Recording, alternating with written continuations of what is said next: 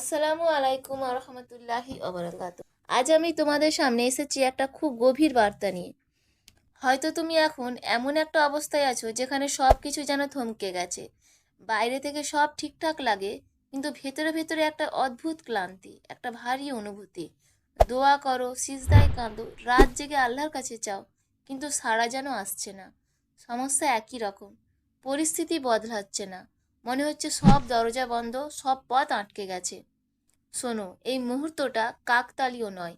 আল্লাহ তোমাকে এই বার্তাটা পৌঁছে দিচ্ছেন, কারণ তিনি জানেন তুমি কতটা কষ্টে আছো। আর আমি আজ তোমাকে শুধু একটাই কথাই বলতে চাই: থেমো না, হাল ছেড়ো না, চেষ্টা থামিও না, দোয়া কমিও না, বিশ্বাস ভাঙিও না।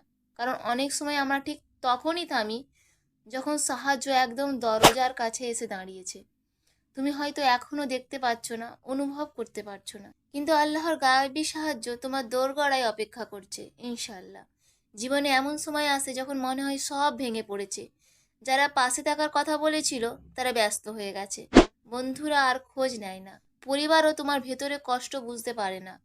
চারপাশে সমালোচনা, কটু কথা। তুমি একা বোধ করো, তুমি সম্পূর্ণ একা নও। তুমি একা আর তোমার রব। এই একাকিত্বটা তোমার পতন নয়, এটা তোমার প্রস্তুতির সময়। আল্লাহ যখন কাউকে উঁচুতে তুলতে চান, তিনি আগে তাকে মানুষের ভরসা থেকে আলাদা করে দেন, যাতে সে শিখে যায় আসল ভরসা শুধু আল্লাহর উপর। সূরা বাকারা আয়াত 286। আল্লাহ বলেন, আল্লাহ কাউকে তার সামর্থ্যের বাইরে দায়িত্ব দেন না। এই পরীক্ষা তোমার উপর এসেছে কারণ আল্লাহ জানেন তুমি পারবে। তুমি যা অসম্ভব মনে করছো তা তোমার সামর্থ্যের ভেতরেই আছে। ভাবো তো, বীজ যখন মাটির নিচে চাপা পড়ে, অন্ধকারে একা থাকে, তখনই তার ভেতরে নতুন জীব জন্ম নেয়। তোমার এই অন্ধকারও তোমার শিকড় গভীর করছে, তোমার ইমানকে শক্ত করছে। গায়েবী সাহায্য আসে তাদের জন্য যারা শেষ মুহূর্ত পর্যন্ত আল্লাহকে আঁকড়ে ধরে রাখে, যারা ভেঙে পড়েও সিজদা ছাড়ে না, যারা হতাশ হয়েও নামাজ ফেলে না। বদরের যুদ্ধের কথা মনে করো, 313 জন মুসলিম, অস্ত্র কম, শত্রু অনেক বেশি, কিন্তু নবী সাল্লাল্লাহু আলাইহি ওয়াসাল্লাম দোয়া করলেন, কাঁদলেন, আর আল্লাহ হাজার হাজার ফেরেশতা দিয়ে সাহায্য করলেন। ফেরেশতা কেউ দেখেনি, কিন্তু বিজয় এসেছে। এটা গায়েবী সাহায্য। তোমার জীবনেও হয়তো এখন বদর চলছে, ঋণ, রোগ, সম্পর্কের ভাঙন, সব কিছু অসম্ভব লাগছে। কিন্তু যদি আল্লাহ থাকেন, তুমি কখনো একা নও। সাহায্য হয়তো হঠাৎ একটা সুযোগ হয়ে আসবে, একটা দরজা খুলবে, তোমার ভেতরে নতুন শক্তি জাগবে। বিলম্ব মানে অস্বীকৃতি নয়, আল্লাহর সময় তোমার সময় নয়। হজরত ইউসুফ আলাইহিস সালাম কূপে ফেলা হলেন, দাস হলেন, কারাগারে গেলেন। বছরের পর বছর অপেক্ষা, কিন্তু এক রাতেই সব বদলে গেল। তিনি মিশরের শাসক হলেন। বিলম্ব ছিল, কিন্তু অস্বীকৃতি ছিল না। শয়তানের শেষ চেষ্টা হয় ঠিক যখন সাফল্য কাছে এসে যায়।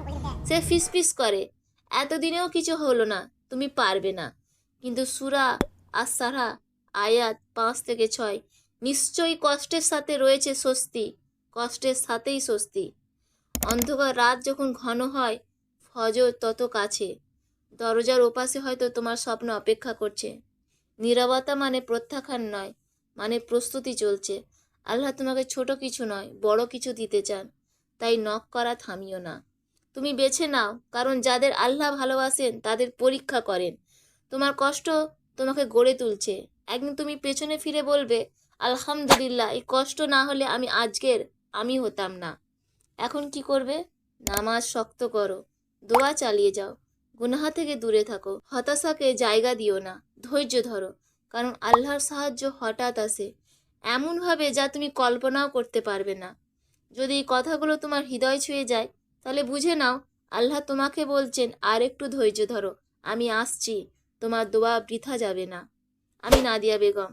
যদি এই বার্তা তোমার উপকারে লাগে, তাহলে নূরের পথে নাদিয়া বেগম চ্যানেলে সাবস্ক্রাইব করো, লাইক দাও, শেয়ার করো। আল্লাহ আমাদের সবাইকে ধৈর্য, তাওয়াক্কুল ও ঈমান দান করুন। আমিন। আসসালামু আলাইকুম ওয়া রাহমাতুল্লাহি ওয়া বারাকাতুহু।